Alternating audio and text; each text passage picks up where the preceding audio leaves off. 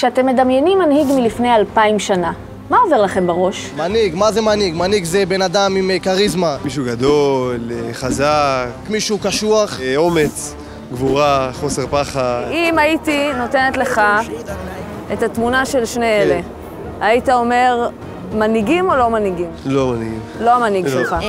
פחות. אני חושבת שלא, לפחות מנהיג בשבילי, לא, אז תתפלאו. ככה כנראה נראו כמה ממנהיגי העם היהודי לפני כ-2000 שנה. אז נוצר בעם היהודי מודל חדש של מנהיגות.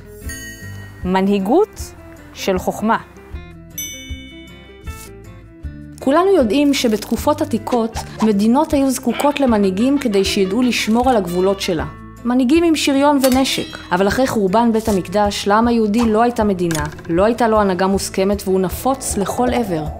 הגבולות שנזקקו להגנה כבר לא היו גבולות של קרקע, אלא גבולות של זהות, של רוח. אפשר קצת פחות רוח? אז איך בעצם שומרים על גבולות של רוח? ההגדה מספרת על רבן יוחנן בן זכאי, חכם גדול שחזה בחורבן בית המקדש. בן זכאי חשש שאובדן המרכז המדיני והרוחני יסכן את עתידו של העם היהודי. עכשיו, כשאין בית מקדש והעם מפוזר בעולם, איפה ואיך יעבדו את אלוהים? ומי ינהיג את העם? בן זכאי ניגש לאספסיאנוס, הנציב הרומאי שהחריב את ירושלים, וביקש דבר אחד בלבד, תן לי את יבנה וחכמיה. כלומר, תן לי להקים מרכז רוחני מחוץ לירושלים. למרבה הפלא, אספסיאנוס הסכים, והמרכז היהודי הרוחני עבר לעיר יבנה. בכך יצר בן זכאי תפיסה חדשה וחסרת תקדים. המרכז היהודי הרוחני לא חייב להיות דווקא בירושלים, או בכלל במבנה גשמי מסוים. הוא יכול להתקיים בכל מקום בעולם. כל מה שצריך זה החכמים, המסורות והכתבים המקודשים. ומה עם בית המקדש? במידה מסוימת, החכמים החליפו אותו בבית המדרש. בית המדרש היה המקום בו התכנסו החכמים, למדו, והחליטו לאורם של אילו ערכים יחיה עם ישראל.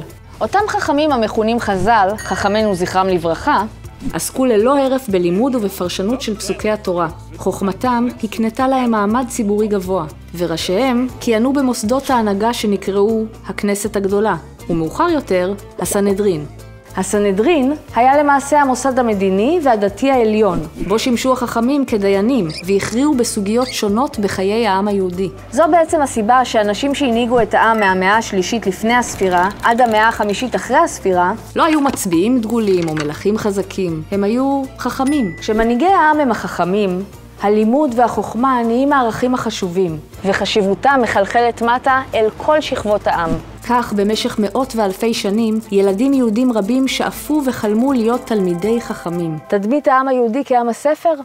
אולי משם הכל התחיל. השורשים של חלק גדול מהערכים העומדים מאחורי תפיסת ההנהגה שלנו כעם, נוצרו על ידי חז"ל. ולא במקרה, כנסת ישראל נקראת על שם הכנסת הגדולה שפעלה לפני יותר מ-2000 שנה. כשאנחנו מסתכלים על נבחרי הציבור שלנו, אולי שווה מדי פעם לעיין במקורות שלנו, ולשאוב מהם קצת השראה.